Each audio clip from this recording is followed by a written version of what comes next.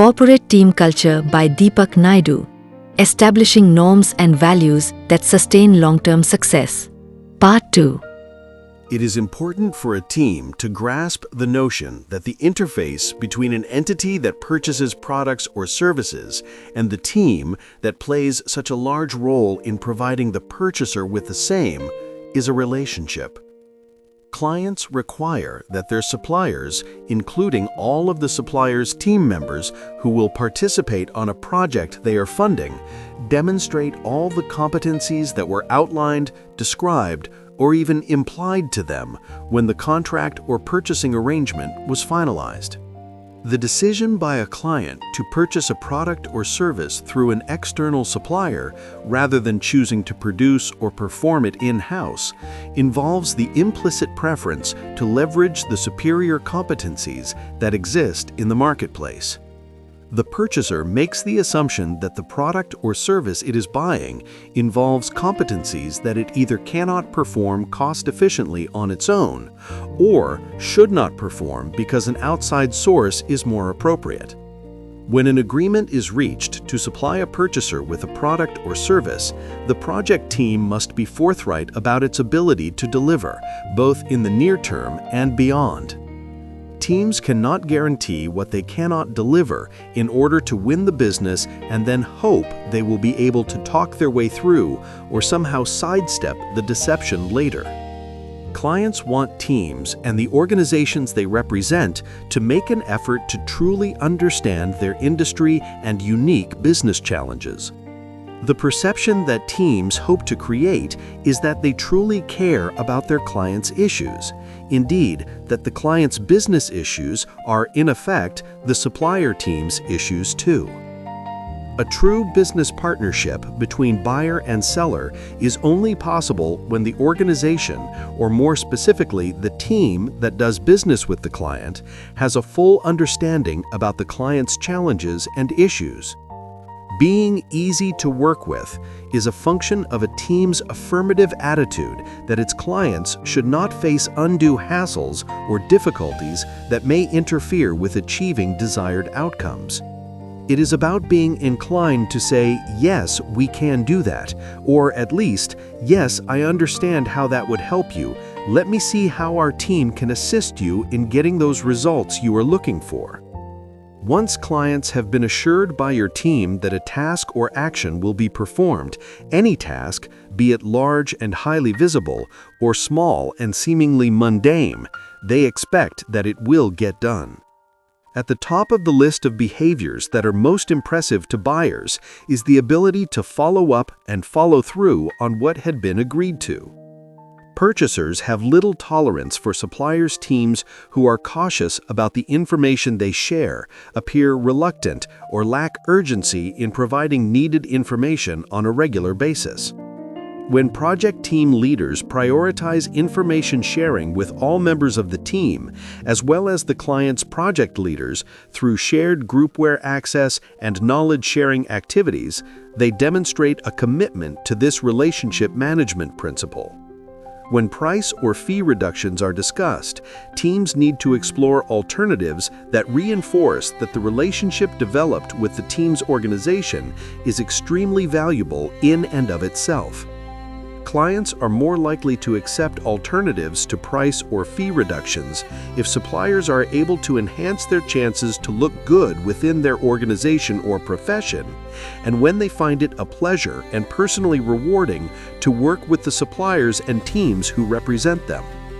Clients expect that when they are interacting with their supplier's project team, they are discussing an issue or negotiating directly with the supplier organization itself.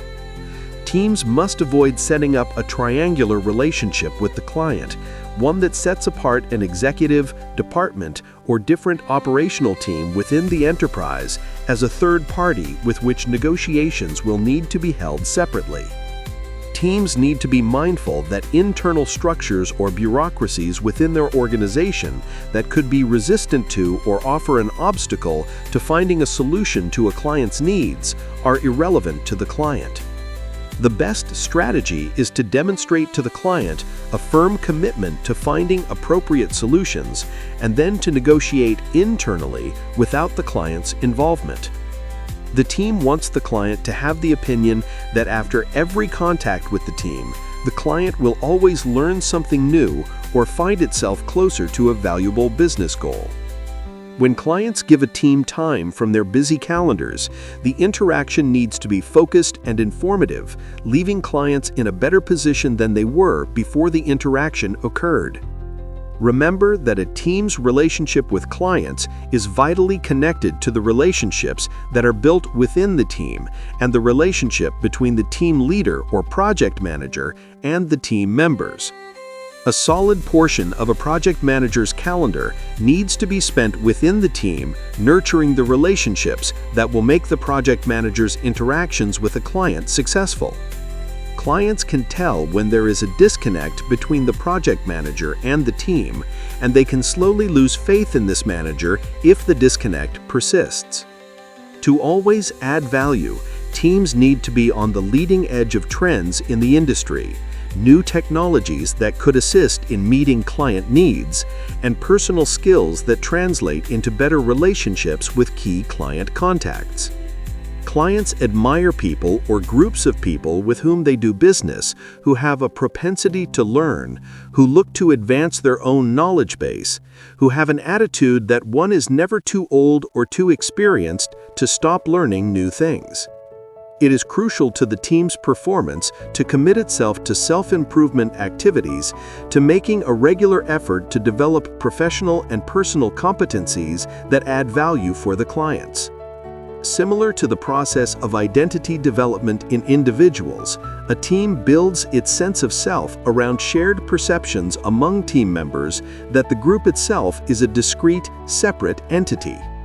The process of establishing a team self is made easier by the fact that when individuals belong to a group, they derive at least a portion of their personal sense of self from the group.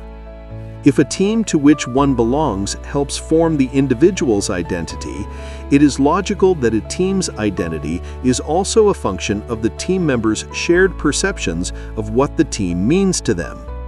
The most salient factors in a team's ability to build a sense of self are not so psychodynamic, they are more cognitive, born out of extensive thinking about and dedication to self-awareness building activities.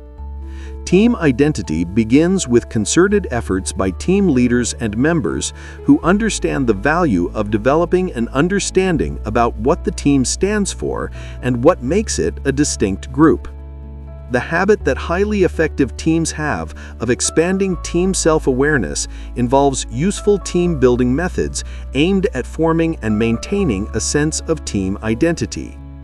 Although the name of a project team may not necessarily describe the team's identity, a team name is valuable because team members, team leaders, and team clients are able to connect better to the team entity when there is a name or label to which to relate. Naming a team is similar to a marketing branding strategy. It provides a label around which the team can form its identity and build emotional resonance and interconnected relationships. The name can simply be the acronym of the project title, which often ends up resembling a real word, such as TSTI, pronounced by team members as TESTI, for Triangle Services Technology Improvement. The name is less important than the perception of what the name means to itself, its members, and its constituents, but teams must have a name. Developing a team mission statement is a useful exercise early in the team formation process to help the team clarify its purpose and common objectives. A team's mission is integrally connected to the concept that it exists not for itself, but to serve some external customer or customers. For example, if the team is a research team, verbs such as explores, investigates, or simply conducts leading-edge research might capture the mission best. If the team works in a specific space, it is useful to post the team mission statement in a visible spot within a common area, such as a conference or break room. When the team, using its emotional intelligence, senses it is off course and expresses frustration about being adrift or out of focus, the best response by the team may be simply to revisit its mission statement. If for any reason the mission statement no longer reflects what the team stands for, it needs to be reconsidered, reformulated, reapproved, and redistributed. A team's self-awareness is built not only on mutual expectations about member behaviors, but also at a deeper level by the values that serve as the foundation for these behaviors. Because beliefs are strongly felt values by individuals, teams may need time together to understand and share them with each other in a team context. It is often appropriate for teams to begin not with team credo developing exercises, but with more straightforward norming efforts to develop the behavioral expectations of members.